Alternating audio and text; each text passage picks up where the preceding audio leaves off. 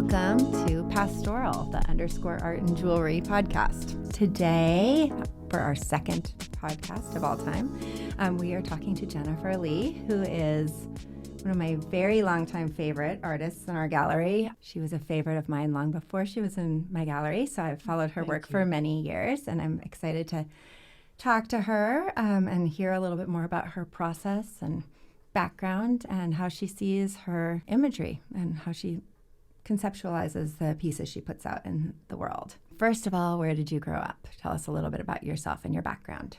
I grew up in Mill Valley, California, which is just a little north of San Francisco in Marin County. And it was just a sweet little small town way back then. You would say hello to people that you passed on the street, just walk around barefoot, just a very cute little, unpretentious little town that's sadly turned into a super desirable place for tech billionaires to move. So I can never go back there. But it was a lovely place to grow up, and it reminds me a lot of what the Flathead Valley was like when I first moved here 20 years ago. It's just very nice little small town vibe.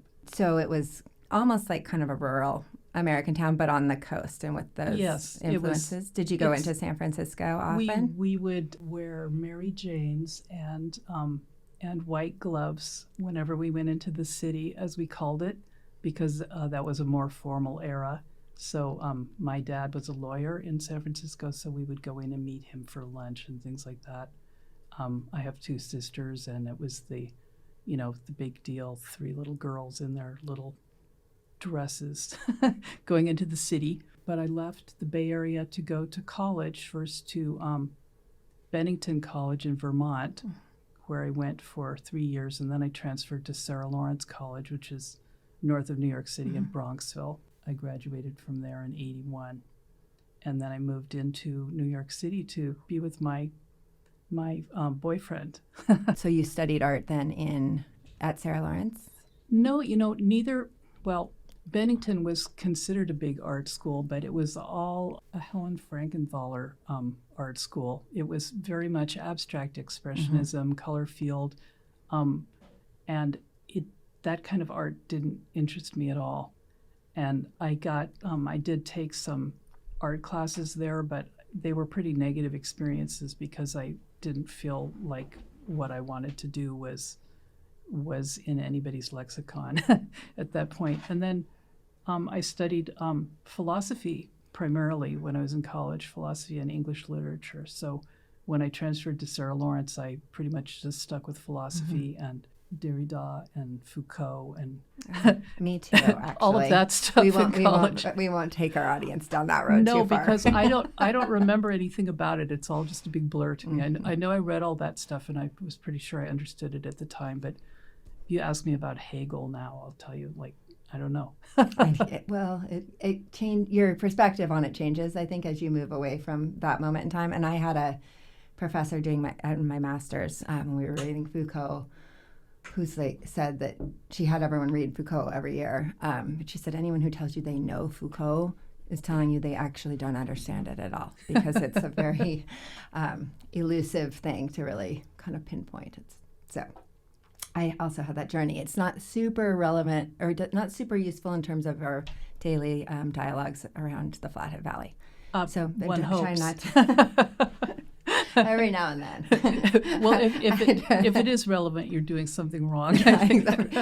Every once in a while, I'm like, that there's a whole conversation about power relationships and dynamics to have here, and that's my whole reference to Foucault. So talking to you about your process, and specifically now in terms of your art production, first, what do you listen to in the studio? Do you have any music that you like to listen to? Well, I do. I love to listen to music, but strangely enough, I love to listen to books on tape when I'm painting. I've listened to things that I've already read, obviously in hard copy throughout my life. I'll just go back to them and listen to them on audiobooks. Listen to all of Jane Austen, all of Trollope. I'm on my last Dickens. I just love 19th century English literature, and I just love the sound of having it read out loud.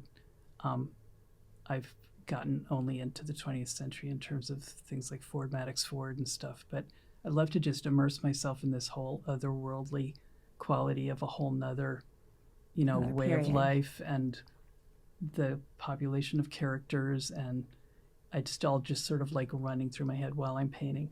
Do those characters show up on your paintings? They might. Usually I have a concept of before I start listening to something, I will have already started the piece and already brought out the main characters.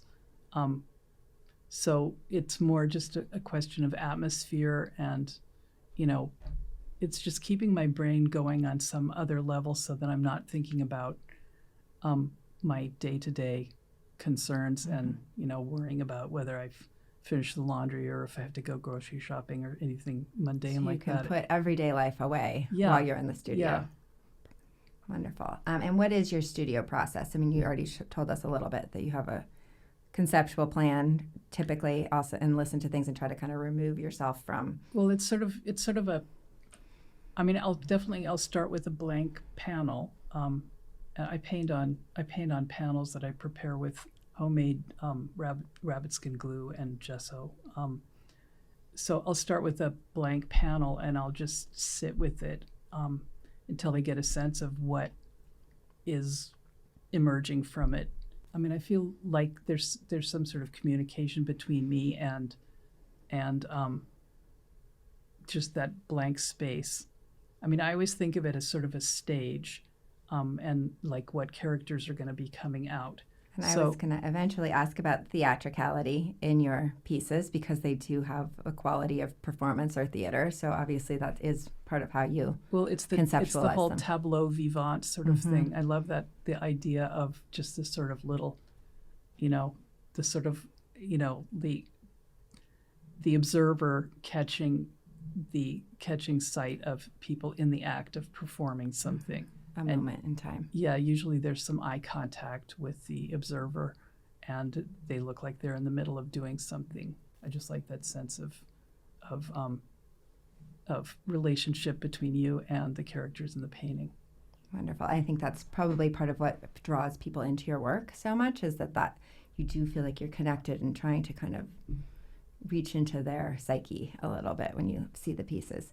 And you started to talk a little bit about your materials. They sound like they're a little bit outside of the norm of what we hear. So tell us a little more about the materials you use, the stuff, because you make a lot of your own elements. Well, I'm very interested in art materials. I love the whole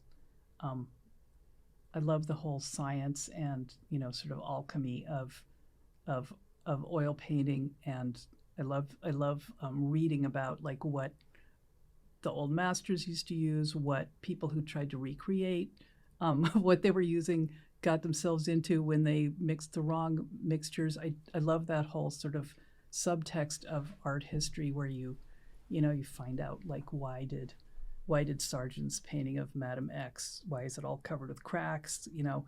When I studied painting in New York at the Art Students League, my teacher would always talk to us about the bitumen that they used in the 19th century and things like that. And for some reason, the chemistry of the whole thing really intrigues me. So I have, in the past, ground my own paints, from pigment and walnut oil. I don't do that now because I just don't have that kind of I don't have that kind of bandwidth. But I make my own mediums. I make varnish from mastic tears, and I make my own sun-thickened walnut oil to paint with. And I feel like if I'm stuck with a store-bought medium, I just always feel sort of flummoxed, like I can't get what I want with it unless it's like this specially prepared little weird arcane it's recipe like a that cabinet of curiosities. Well, it's just open for your painting. Yeah, I love having like my hand on all of the. I mean, it's like making something. It's like cooking something from scratch, making something, and there's just a certain real feeling of pleasure and control in knowing what goes into everything. Do you like to cook and bake as well? Yes, I do. That same kind of process, and yeah. labor of love through each step of the process. Is well, all things that you make with your hands. I think there's a real joy in coming up with something out of raw materials and ending up with something that gives pleasure, on whatever level. So you spoke about the varnish. Can you explain that? I've seen you do that before, but for people who aren't familiar with what you make your varnish out of. Mastic is it's sort of the sap from a shrub that grows in the Mediterranean, and it's harvested primarily in, I think it's Chios in Greece, and it used to be used. It used to be used as chewing gum locally. It has a really great sort of intense pine flavor. You can actually eat it if you want, and it's ground up and used in a lot of pastries. Like usually there's some in baklava and things like that that are made in the Mediterranean, the Eastern Mediterranean. But anyway, the tears come in these small sort of pea-sized nuggets, and they cost about $100 a pound. And I order them from a Greek bakery in New York, and then I dissolve them in artist grade turpentine, and I mix that varnish in with my oil paints as I paint. So my paintings there's sort of a varnish already in them. So I don't varnish them after the effect. They have a luminosity to them. I feel that it gives them, and it just makes the brush move a certain way. There's a certain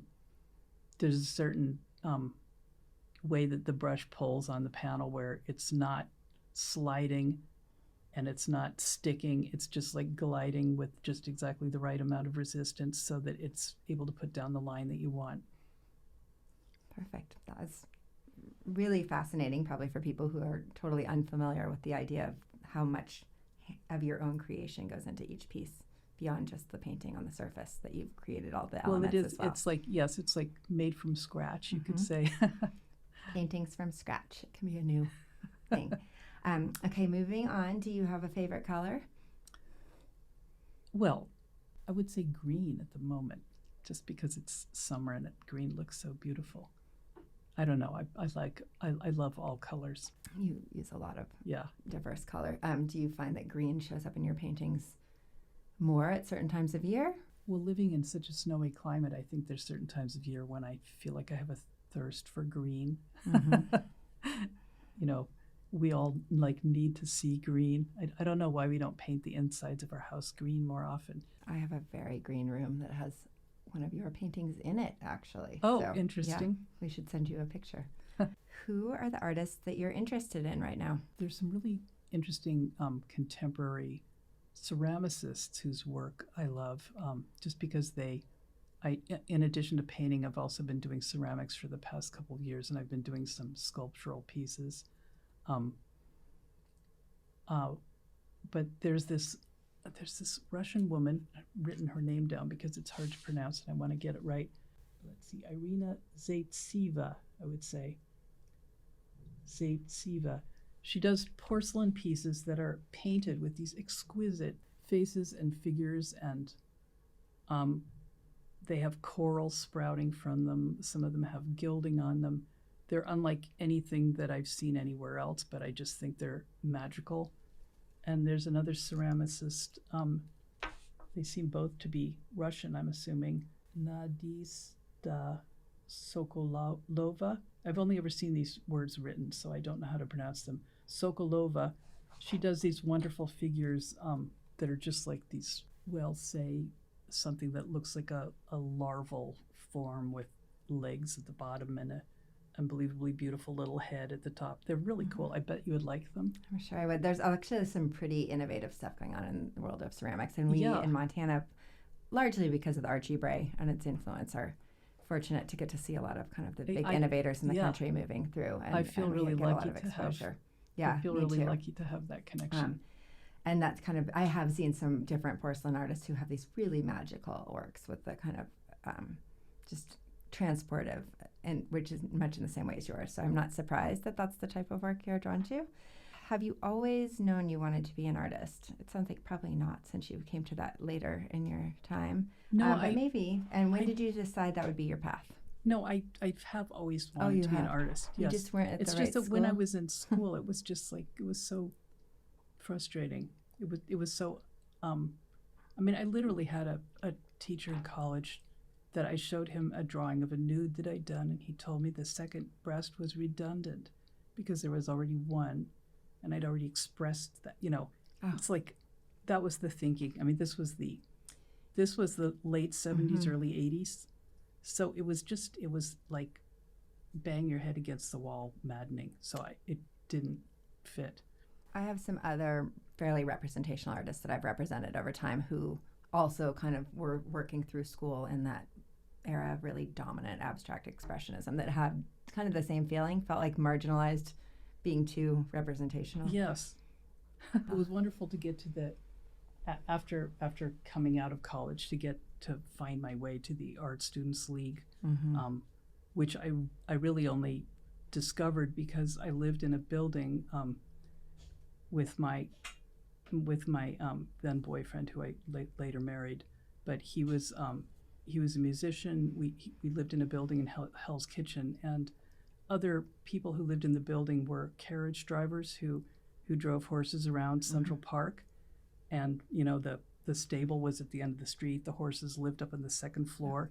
We went down to visit them frequently, and you'd see the carriages and the horses running up the ramp and stuff, and it was this whole wonderful world. And many of them went to the Art Students League, and they recommended the teacher that they were studying with, and they were doing fantastic things. So I started studying painting, and then I ended up staying there for 11 years at the League, studying painting for 11 years, and then I ended up working in the administration, and just was a wonderful home away from home sort of place, family of other oddballs. And it helped you kind of clarify that path when you found the right community, it sounds like. What's your first memory of making art? Probably drawing, trying to copy Saul Steinberg's drawings of birds, of all things. I mean, he was a cartoonist who did a lot of work for the New Yorker, and my parents always had New Yorker magazines around, but I loved the way he drew seagulls. So I would try to draw birds like that, and I think I was super young at the time, but my parents were super supportive. They always saved everything I did, and made sure that I never had to clean up after myself, because some artist had told them, never make an artistic child clean up their own messes when they've been doing something artsy. So they were always supportive of the arts. Yes. And that kind of impulse in you. Yes. Did you have a mentor or someone influential in your career? And if so, what's the most important lesson that they taught you? I've had several. Definitely many people that I'm so grateful to. But the person I studied with longest was Frank Mason in New York. He was just an unbelievably generous teacher. After you had passed certain barriers of, after you had proven yourself, he was an incredibly generous teacher. I mean, you kind of had to be in his class for 3 years before he would notice that you existed. But after that, I mean, he took a shine to me and really helped me feel like I had something individual to say. It was an invaluable gift. Wonderful. So let's move on and talk specifically about your work. We are showcasing mostly your circus paintings, although I know you do other types of genre paintings as well. The first time I saw your work, I was really taken by it, and maybe it is that psychological connection and kind of the magical quality. Anyone who knows me knows I love. I would say, my impression of your work is that it's both tied to this art historical tradition, which we're going to talk about a little bit more, but also has this kind of jarring, unexpected combination of elements and almost actors, is how I described it even before we talked about the performance. And I think people are very fascinated by the elements you pick and the figures that you include in your pieces and how you combine them. So hopefully we can get a little sense of how you're led to kind of create these little otherworldly spaces. You had mentioned that you're inspired by the Dutch Golden Age. Can you tell us more about how you connected to that era? Well, I love the intimate scale of the work. For many of the people that I love most did pretty small scale figurative work. I love the way there was an exaltation of the most banal subject matter just by showing it with natural light falling on it, so that you start getting the development of magnificent still life paintings of, a chunk of bread and a piece of cheese, that are just like make you want to cry with how gorgeous they are. So I just think there's something about and the way people were depicted also. You get a painting that's absolutely beautiful of, a bunch of homely, carousing, drunk people in a bar, and yet it's just a magnificently beautiful object. So I love that whole idea that anything can be made beautiful by being depicted with a certain loving attention. And I love the sort of sense of humor, and I don't know, I just love that era. And almost an era where there was that sense that beauty could be found in the most mundane things. Yes. And in many cases where life wasn't to be taken too seriously, even though, of course, the reality of life was it was so serious and kind of difficult at that time. But art was a bit transporting. Maybe we can turn to that idea again today. Try to not take life too seriously, even when it feels very serious. How have you deviated from this genre to modernize it? I wouldn't hesitate. I mean, I'm not like trying to do old-fashioned paintings and avoid anachronism, I mean, I feel like there's something about the first personality and the knowingness of the characters in some cases that brings a modernity to the thing, or the self-consciousness of the naive quality of the self-consciousness of the naive quality of the painting itself that has a modern edge on it. I don't know if that makes any sense. It does to me, yes. Okay. I don't know. But, so on that note, one thing I noticed and I love about your pieces is they are actually almost always, there might be a few exceptions to this, and I'm thinking back to ones I've seen, and I'm sure there are pieces I have not seen of your work, obviously. They don't seem to have a concrete setting. So I almost would say that it's as if you're putting your figures, figurative elements and animals and all those things, but almost painting them like a still life because they don't have like a landscape around them. Can you speak to that choice of kind of a lack of landscape or setting amongst your characters, because that's not always the case in the the genre in terms of the portraiture? True. Well, I think it's just a question of I'd like there to be a certain austerity to my imagery. I tend to mistrust myself when I put too many things in something. I like to have the most psychological impact with the least fluffery.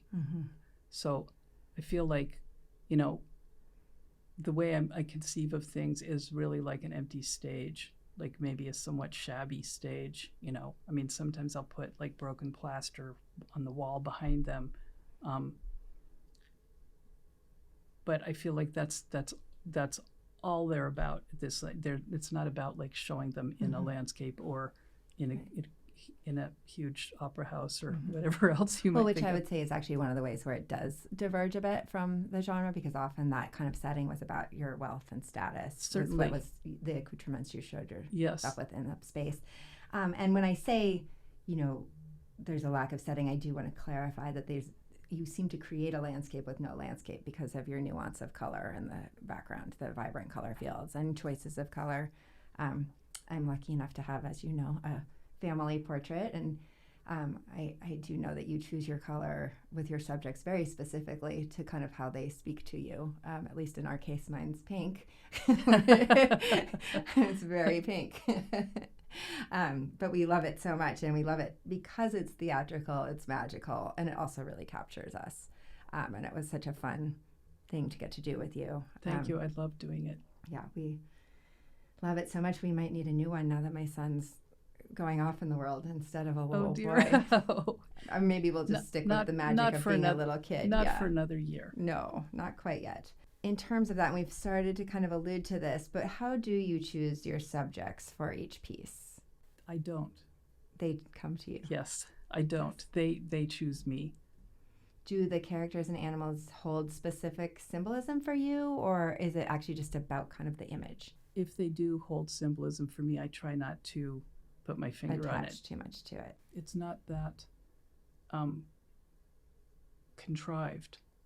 It's more what naturally seems to go with to me, and I really try to avoid analyzing or thinking too much about why I want to do what I want to do when I sit down and start doing a painting, because it's like trying to recall a dream. You don't want to think about it too much or it'll just dissolve.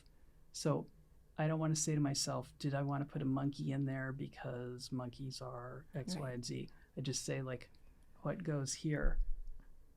A monkey, you know. So that's so, and it's like, okay, all right, I'm not going to question it. Maybe become even more artificial if it was too thought through. It has like a kind of the element of just flowing from you. I hope that it flows from me. I feel like it flows from me. I feel like it's like, you know, I go to the, it comes to me when I'm doing it, but yeah, there's something sort of painful about like thinking about like, oh, I'm going to, you know, do this because people associate this with that, and then I'm going to be saying X, and you know, I'm just, whatever I'm saying, it's not verbal, so right. I don't verbalize it to myself either. Can you talk a little bit on that note about your approach to portraiture, both specific portraiture, like I just mentioned, you do portraits where you capture actually people you know and get to meet and their essence, but also even your images that aren't really of a specific person feel like portraits. What's your goal there? Is it a psychological approach? Is it just about kind of the images, or how do you approach all of that? Well, unless my figures are portraits of real people, and I do love doing portrait commissions of people, and I love, you know, including elements that people want to have included in the painting of themselves. I think that's a really fascinating way to get to know people and to appreciate what they, you know, how they see themselves and what is important to them. I think that's a lovely relationship with someone to do a portrait of them. And when I do just straight paintings of people, or when I have characters in my paintings, believe it or not, I mean, it's always another element of my personality, I would say. So it's whether it's a crusty old guy or a little kid or whatever else. I just feel like it's always expressive of something that's me. I remember actually once, the first time I met you, I had missed out on getting one of your paintings in an auction. Someone outbid me. And I went and talked to you, and I was like, well, could you do something? And you were like, I'll paint whatever you want. And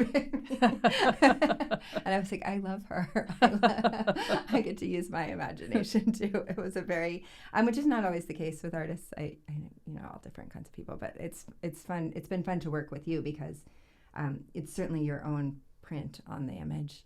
And there's only so much voice we have, but it's fun to kind of let you know us and then see where you go with that. Your work has been described as surreal and holding an element of the weird. Do you view your work, particularly the circus-inspired pieces, that way? I think I must just be weird. That's actually why I asked the question. Not that I think you're weird, but I had a feeling that you don't actually describe it like that. It's just what you create. It's just, I mean, you know, we're all oddballs in our own way. We are. What inspires the magical quality of your images? Or is that me putting that on your image? I find them magical. I think that's just, if you see that in there, then that's wonderful. That's wonderful.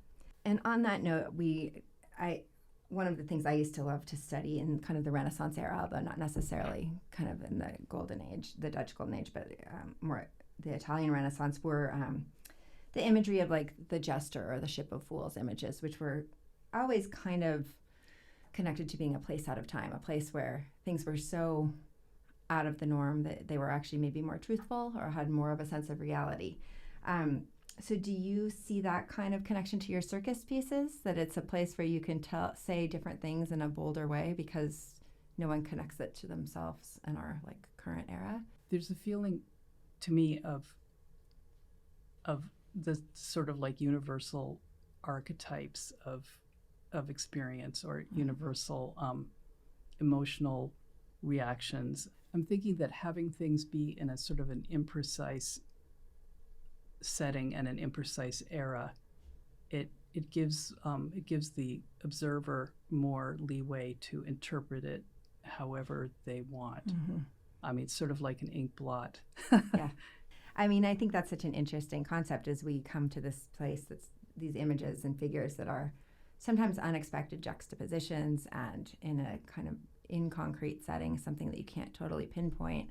And maybe people are putting themselves in those images more than something that was a little bit more laid out for them. Perhaps we do get a big lesson from that, but more coming from us than that you contrived it. Well, that's always the way when you interact with art of any kind, I think. So one element I want to talk about specifically, given our current era, and it's also one of my favorite parts of your artwork, is your use of masks in your images. We always loved masks. I love Venetian masks, which do show up fairly often in your work. Can you speak to the reason you use masks in the images? I do like the visual element. I liked the visual element more before masks were ubiquitous in our culture. Well, that was my next question. Yes, but I do like the idea of being able to become invisible, and not be scrutinized by people. I like the idea of being able to be in disguise. I think in cultures where you can hide your face, I think that there's a real freedom to that. So, so I guess I've always been interested in. We should have worn masks for the podcast. We should have. Next time. Why didn't you bring some? I wish I had thought of it. I just thought of it right now. Well, because in Venice, that was at least certainly part of it, was that during the carnival, people would wear masks and they could have this whole other life. And it was this way to just be really naughty. Yes, it leads to licentiousness, but it also could just lead to, a lack of self-consciousness, a lack of feeling awkward. It seems to me like it could be a really freeing thing for people who are inherently shy. Mm-hmm. Maybe that's why we're both drawn to masks. So has the pandemic, which you mentioned in terms of the ubiquity of masks in our society or the world today, influenced the way you view the element in your work, particularly the plague masks, which you are still using? We have a more recent piece that has the plague mask coming in. I mean, really for the same reasons we use our other masks today. Anytime something becomes too topical, it's a lot less attractive to me because I don't want to be too topical or political. But I certainly think that there are some interesting, parallels there, for sure. I mean, I found when I traveled during the height of the mask era that once I had my mask on and sunglasses and a hood, it was like the best thing ever. Yeah, I love the sunglasses mask thing. I called it deep undercover. Yes. Like I'm going. Whereas actually you look really conspicuous that way, but that's the secret. But not then. That was the beauty of it. Yes. Everyone got to get away with that for a while. Is there anything else that you'd like to share with us about your process, vision, and approach to imagery? Just that I'm always really happy when people are responsive to my pieces, and I invite them to look at my pieces, and some people really respond to them, and I'm always really gratified and grateful to them for seeing what they see in my work, because it's not guaranteed that somebody will see anything there, but when people do, it's just always it feels like a real nice connection with people. Do you find you have regular collectors? Oh, yes. People tend to either be really drawn to your work. I certainly have been fortunate in that some people seem like they really like my pieces. So that's. I mean, I'm counted in that category, so that's a little bit of a leading I feel question. Very, very lucky. Yeah, and one last thing that you mentioned in your when we were talking about the show bio, that kind of the juxtaposition between the tawdry and the very beautiful. Is that something that, I know you don't like to be too contrived with your pieces, but would you say that always informs? No, not always, but I just think there's a certain that tension. Yeah, sort of. there's always attention to performances. There's always attention to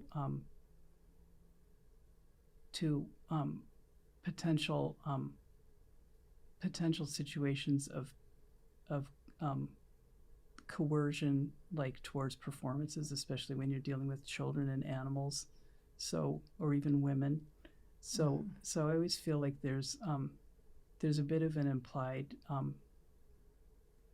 power and powerlessness dynamic in performances. See, that's Foucault coming back through. Sorry. I'm just teasing. I can't help it with the Foucault. It comes out sorry. with me a little bit every once in a while, unexpectedly too. And I have one last question. Do you have a favorite beverage? I love Prosecco. Perfect answer for our gallery. Oh, good. Thank you, Jennifer. That was really wonderful and enlightening. Monica, that was delightful.